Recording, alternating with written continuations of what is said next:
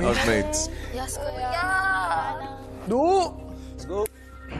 Tanggap ko. Isang pangalan na lang ang aking babanggitin. Kala ko Gwen kasi.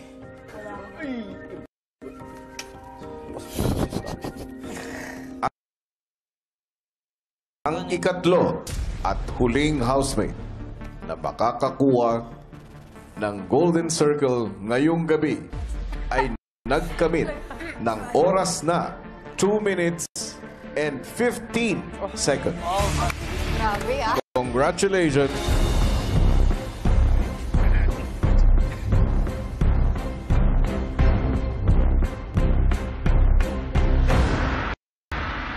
Ashley. Go get your picture, I will get mine.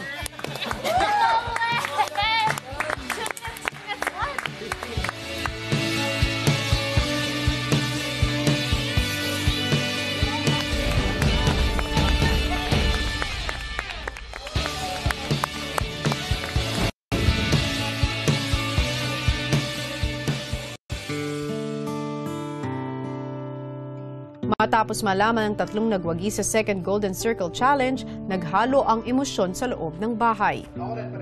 Are you okay? Ay, sumaya na yung picture ko, di na fake smile. Kuya Jem. I didn't expect... Siya yung fastest eh, siya yung fastest. 2 minutes and 15 seconds.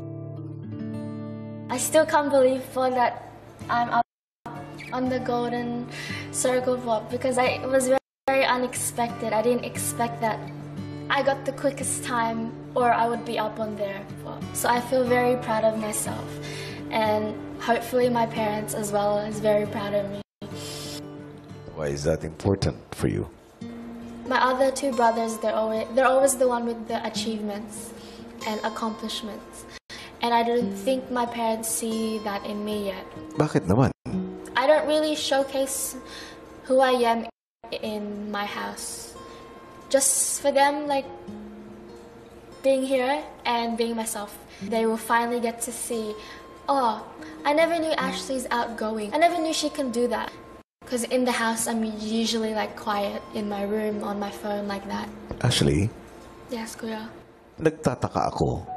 Bakit parang hindi ka kilala ng magulang mo? That's the same question I asked myself, Kuya. My Kuya and my parents think I'm an introvert who's always quiet, who can't like do difficult things. Like they just think I'm soft. I don't really show my true personality at home. Maybe I'm more comfortable showing it to other people because I'm not gonna get judged with my friends, whereas in the house, I get judged like that. I have to admit, medyo nalulungkot ako sa kwento mo. Ashley, Kuya. I feel sad dahil hindi ka kilala ng pamilya mo. Yeah. Maybe, Kuya, whenever I have this conversation with my parents, it's always one-sided. Every time I try to argue not argue, like, get a voice, just to be heard, it's always wrong. I know it must be tough. Pero ang buhay, punong-puno ng paghuhusga. Yes, Kuya, but... By people we don't know. And sometimes, even the people we do know. Even the people closest to our hearts. You should give yourself a chance. You should give your family a chance to get to know you. I know it's difficult. Pero naniniwala ako kung meron kang tapang na ipakilala ang sarili mo sa buong mundo just by being here inside my house, meron ka ring dapat na tapang na ipakilala sa pamilya mo ang totoong sarili mo. How do I know this time around it's going to work? Because You won't, Ashley. Kahit ilang beses na mahulog o mawala sa lugar yung mga bagay sa buhay mo tulad ng napagdaanan mong challenge, kailangang paulit-ulit mong subukan para kunin ang mga piraso yeah, na nahulog. Kapag ginawa mo yun, who knows? You might just come up on top. Just like what you did. yes, Kuya. You can stop crying now and start smiling Thank you, Kuya. Thank you Because- so much for this talk. you have a golden circle. Susunod! Nalulungkot ba ako sa sarili ko? Na sobrang simple lang po yung pinapagawa sa akin. Tapos, hindi ko po nagawa. Matapos hindi mapasama sa tatlong nanalo sa second Golden Circle Challenge, si Shoichi pinili muna mapag-isa sa kwarto.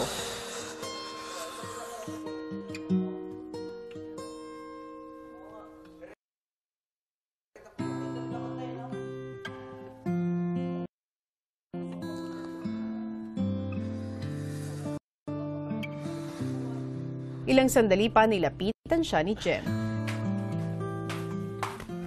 May 3 slot pa dun, bro. May 3 slot pa dun. Isa dun, sa'yo na yun. Sana. Di sana, sigurado yan. Oh, salamat. Ako nga, di ba? Oh, Okay. salamat. Kaya. Yo. Wala. So, Okay lang siya. Bawi ka lang siya. Bawi ka lang siya. Salamat. Bawi ka lang siya. Good luck na talaga siya. salamat, bitch. Bawi ka talaga siya. Oo. Sa bigat ng dinaramdam, minabuti ni Shoichi na kausapin si Kuya. So, Ichi, Opo. napansin ko, malungkot ka. Opo. Disappointed ka ba? Opo. Ano po, kuya? Gusto ko po pa manatili sa bahay niyo, kuya. Ayoko po sukuan.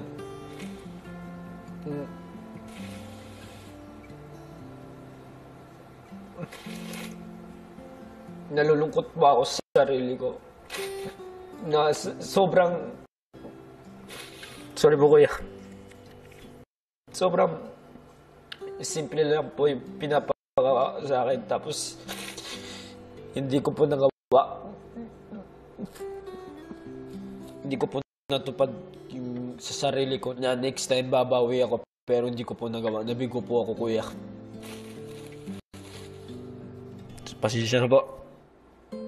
Sa labas ba ng bahay ko, kapag meron kang hindi nagagawa na gusto mo, ganyan ka rin ba kalungkot? Opo, kuya. At, kuya, nasabi ko naman po sa lahat na di ko pa po napapatunayan yung sarili ko, yung kakayahan ko, lalo-lalo sa magulang ko. Sobrang lungkot at nahihiya po ako talaga sa sarili ko. Switchy, Po. ganyan ka rin ba sa buhay mo sa Japan? Siguro po, kuya, nasanay na po ako sa buhay po sa Japan. Di po katulad dito sa Pilipinas na sobrang strict. Alam niyo naman po sa Japan, palagi may hinahabol, palagi may ginagawa. At bawal po pagkamali. Doon na po talaga nasanay. Nahirapan din po ako mag-adjust. Kaya, ayun po, hindi po nababalo yung pagka-strict po sa sarili, kuya. Napapansin ko nga yun, Switchy. Po. Sa isang banda, natutuwa ako dahil kapag may ibinibigay ako na task, ibinibigay mo ang buong sarili mo. Pero, Shoichi, Po. gusto kong malaman mo na pagdating sa buhay, lalo na sa outside world, hindi lahat ng ipinapagawa sa atin ay magagawa natin. Opo, kuya. Hindi lahat ng pangarap natin ay maaabot natin. Pero okay lang yun. Hindi doon nagtatapos ang lahat. Dahil sa bawat pagkakamali natin, sa bawat pagkakataon na kinakapos, ay isang malaking pagkakataon ito para bumawi at pumangon. Kailangan lagi tayong maging bukas sa susunod na magandang pagkakataon. Opo, kuya. Naintindihan ko po. Opo, Don't kuya. be too hard on yourself. Salamat po, kuya. Maraming salamat po. Abangan bukas. Dapat 2 out of 3 houses na gagawin ninyo ay magsusurvive sa pagsubok. Sa middle.